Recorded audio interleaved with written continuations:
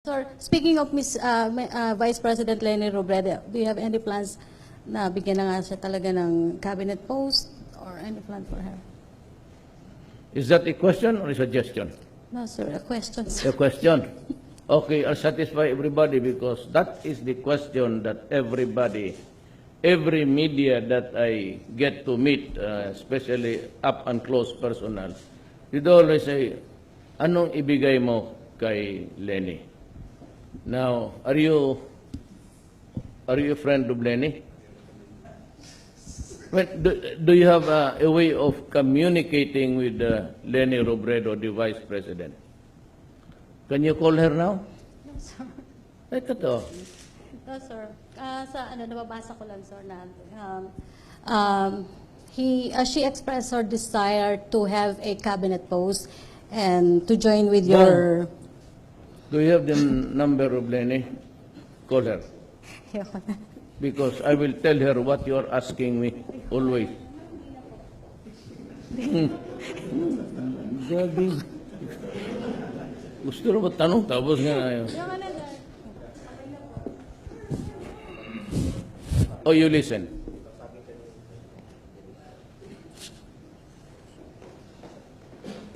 Ma'am Leni.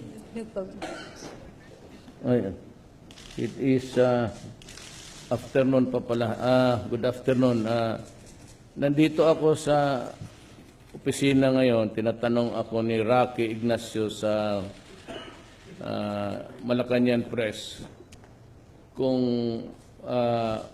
bibigyan ko raw kayo ng pwesto sa kabinete. Yun ang tanong niya. Pwede kong sagutin?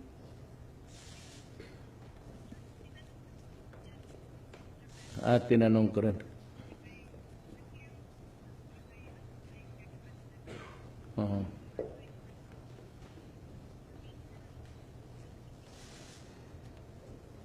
Kasi panay kasi ang nahihiya na ako, ma'am eh. Yang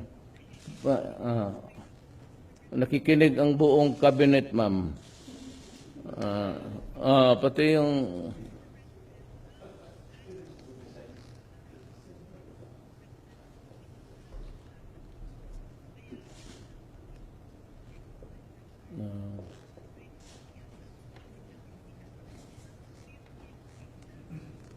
kasi gusto ko, alam mo ma'am kasi, naman kita para mahinto na itong tanong-tanong.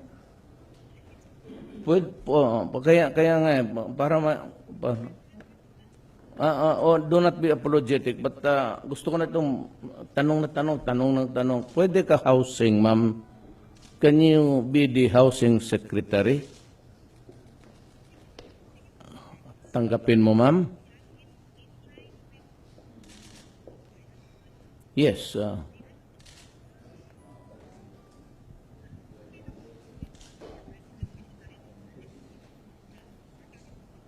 Wag na, ma'am, kunin mo na lang the executive secretary will hand you the appointment. So mahinto na ito, ma'am, kasi tatanggapin mo man kaya. Sige, ma'am, so that you'll be on time with the next cabinet meeting and even on security matters para you'll be kept abreast of what is happening to our country. Just for you to know.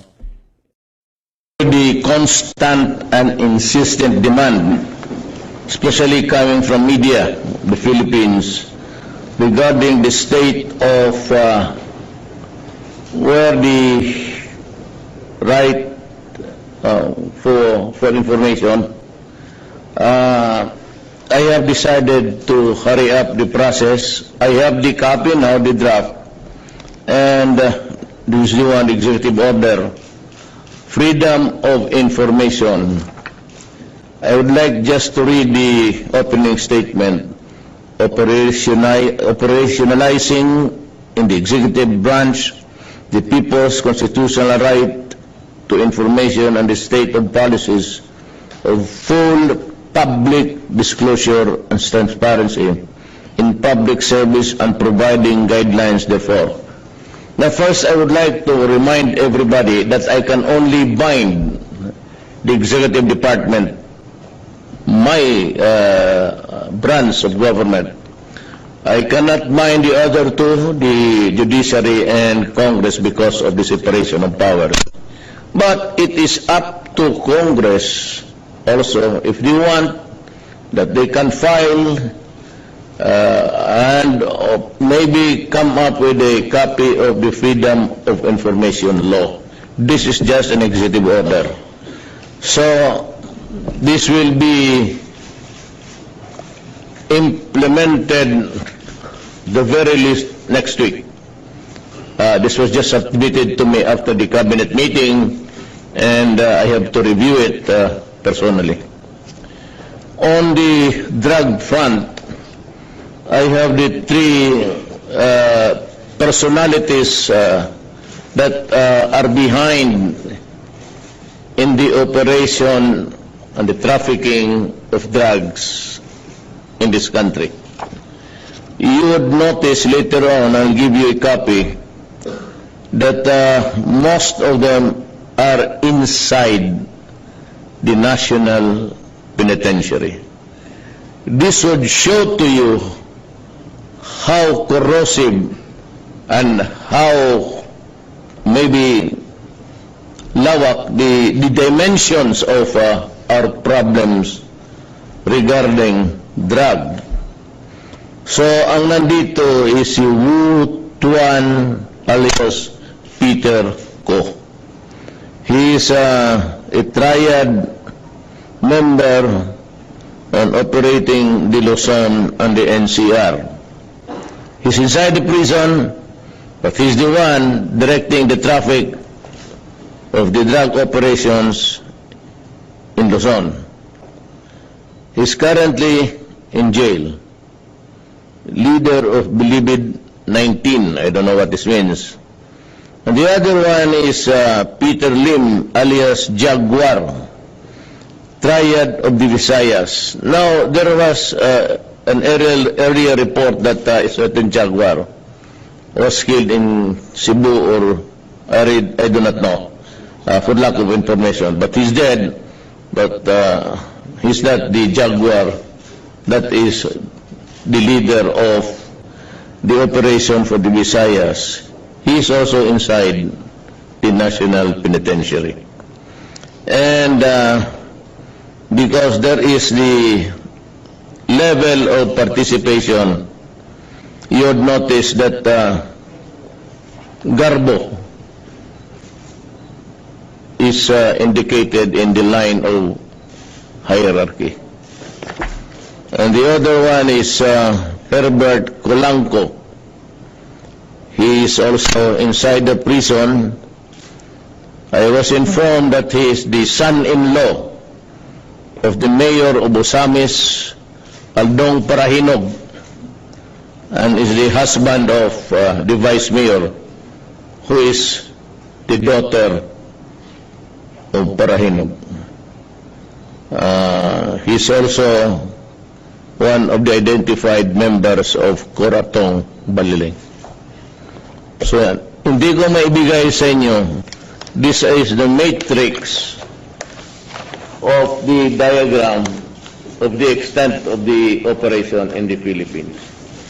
Because I was asking for more dossier, and I have to read the documents or the reports of the intelligence gathering of the different branches of government. Hindi ko po nabasa. Ayaw kong this is a mix of Chinese mayors. Maraming mayors dito. As you would read later, or no later when I release this finally to you. We'll just compress it. But ngayon lang binigay sa amin sa briefing, and I said I am hesitant really to, condemn a person with baka ang tingin ko would not really be sufficient to place his name in this matrix. But ito na yun, kompleto na yung study natin. And talagang binabastos tayo ng mga drug people. You know, one I said, they're destroying the country and they're destroying the youth of the land. So my appeal to them is, since they are beyond redemption, if they can stop and commit suicide, because I will not allow these idiots to run the show. Not during my watch. So ito sila, pag nalaman na nandito, they better come up with something that is really very good. We have a mayor here, maraming mayor dito. We have the mayor sa Mindanao, puro mayor, may babae pa. You know, I do not know the reason why intelligence people would not want me to mention it. But itong si Kulangko,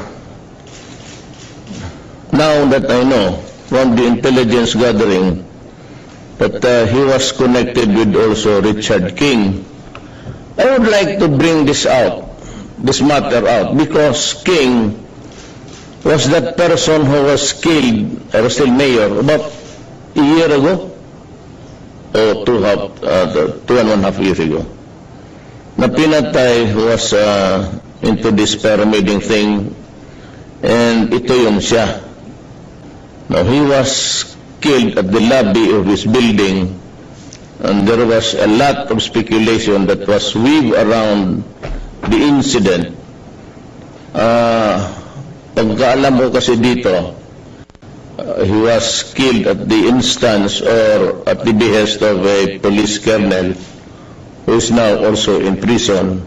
His name is Filonia. I forgot his first name. Nandito. So, the initial whisper before, and even before his killing, was that he was into drugs. And I think he is, ang problema dito, I was in constant touch with the family because they were also interested. Bakit? Pag hindi gano'n, huli at pagpatay, marami talagang ano yan. Now, I'm sorry now to say in public and to the family who's in Cebu that after all, your son or your brother was involved in the drug front.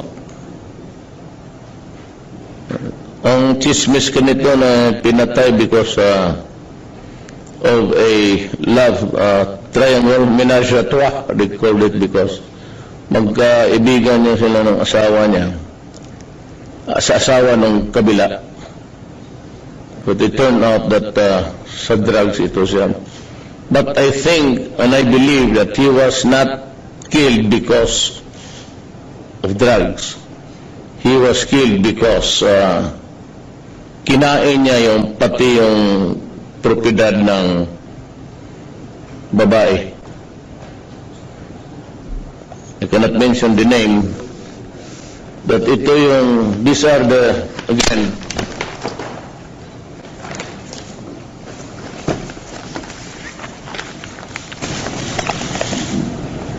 maraming mga mayor dito. We are running the show. The next presentation would be after I shall have reviewed them, the files, the documents against them, and I'm satisfied. Bibitawan ko na to. And malawak to, mga mayor, karamihan. Police, Chinese, pati mga mayor. And you will have it maybe the next week. So that is the presentation for the day. Para malaman lang ninyo, it's really very sad alam mo, Peter Ko, Peter Lim, then on the line of the structure is Marcelino Garbo, retired, and Herbert Colanco. He's not at large. He goes in and out of the Philippines. Kapatay na to. Well, somebody should tell him that he is wanted. Ito naman to, hindi naman ito talagang wanted because we have to add our evidentiary thing. But they would be considered persons of interest. Ito si Peter Lim, according to the Chief PNP, he goes in and out of the Philippines from China. Now, if he has friends here, sabihin mo sa kanya, the moment he lands at Naya, he will die. He will die. Might as well, because I'm sure the Chinese authorities are listening now. Better tell him, do not come back to the Philippines anymore. The moment he steps out of the plane, he will die. That is my assurance to the people of the Philippines. How? Ay, hindi na bale. Basta wag na siyang pumunta dito, no? Because of the communications, they can always run the show even outside of our country. That is given. Meaning to say, most of the operators and most of the shadows come from the outside. They are jettisoned in the high seas.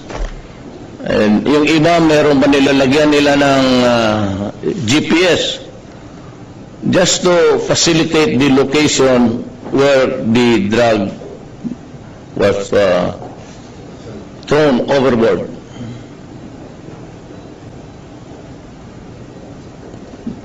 Hindi na bale, in due time, in the fullness of God's time, we will solve the problem, the drug problem of the Philippines. I'm just warning this Peter Lim and Peter Ko, do not escape from prison. You will die. Colanco, never try to go out of prison. You will die. And regarding Garbo, I think the DILG would take care of him. The other personalities in this matrix are persons of interest. Will they also die? I do not know. That is all for the day. Thank you. Reporters are asking kung, kasi I think you're leaving for Davao tonight, sir. My security about my person? No, sir, yung may security threat, ISIS threat daw sa Davao ngayon, sir. Hindi sa akin. About sa akin.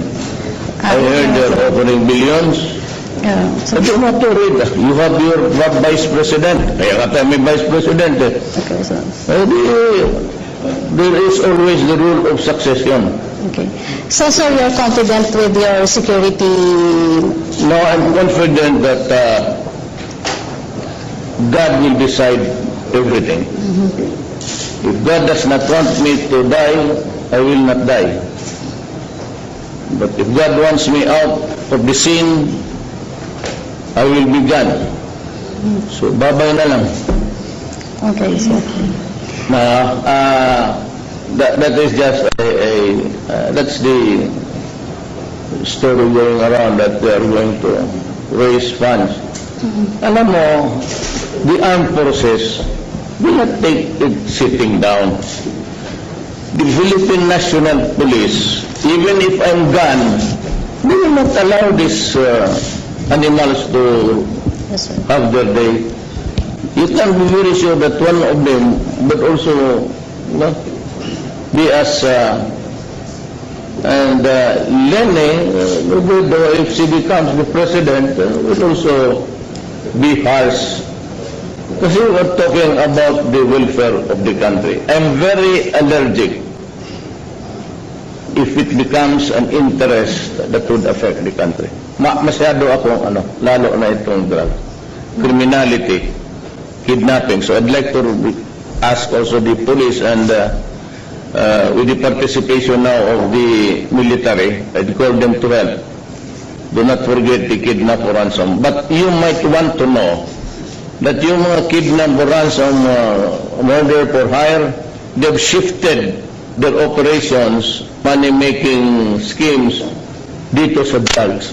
Mas dali gawin with the least danger to themselves. I'm sure as the drug problem would go down, then you expect the criminality of drug for hire and kidnapping will also rise. It just never end. You know, for as long as we have a society, for as long as there are laws that allows men to do this freely, they can do it because we do not, this is not a fast state. This is not a state where you can just stop a civilian and search this person and ask questions. That is not allowed under the law, our laws. Kaya nagkakaroon tayo ng problema na in autocratic countries mahirap. Talagang tapos naman may death penalty, dito wala. So yan ang, that is really the meat of the problem.